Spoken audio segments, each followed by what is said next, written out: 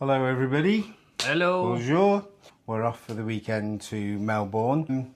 So this morning we went over to Manly, and on the way out discovered that the Queen Mary is actually stalking us. So it came into Auckland when we were there, flew to Sydney, and it came into Sydney today. Oh gosh, it is cold.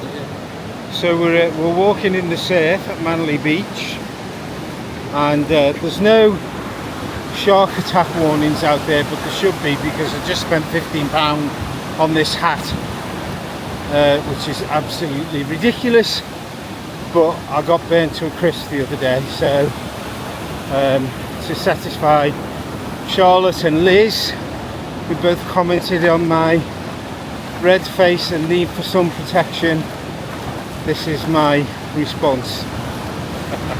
It's quite an idyllic setting. I normally ask you, would you live here? Of course I would live here. It's like a little paradise. It's a funny thing for us though, for me anyway, because we could have lived here. About 1969, 1970, my dad's best friend, Fred Forshaw, went to Australia. My dad applied for the £10 scheme. I think he was offered a job on the railway at Adelaide. And so we could easily have been, this could easily have been where we lived, you know, Australia, I mean, not necessarily Manly Beach. But my mum had a spot on her lung, and that had to be removed.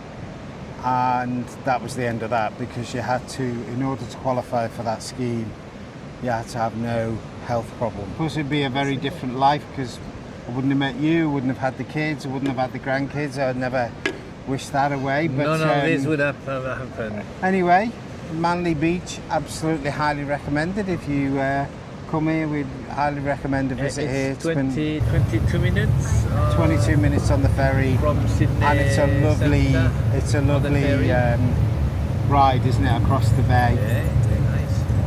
Tonight we're off to go and see a French film called Couture with Angelina Jolie, and who will be speaking French? And who will be performs in French. And tomorrow we are going for the weekend to Melbourne. So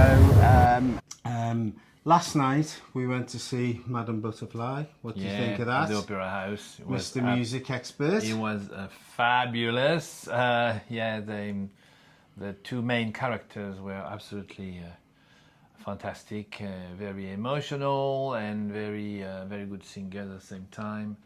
I've loved the setting. I've loved the direction. I've loved. Everything was. It was really good.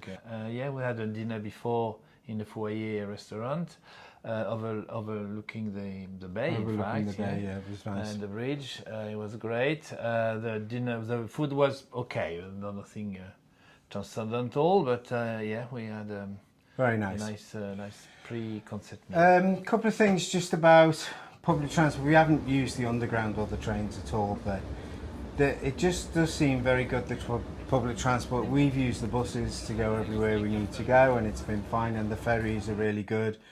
It's not too expensive, and actually there's quite an impressive interchange at the ferry terminal. There's trains on one level, cars and buses at the ground level, then there's an overpass, cars to go over Sydney Harbour Bridge, and then the ferries come in. So everything all comes in together. It looks very efficient kind of hub.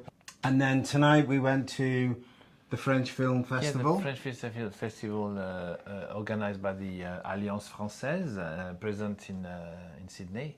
And we saw a movie with Angelina Jolie, actually speaking French. We already talked about that. Movie. And it was called Couture. It was good.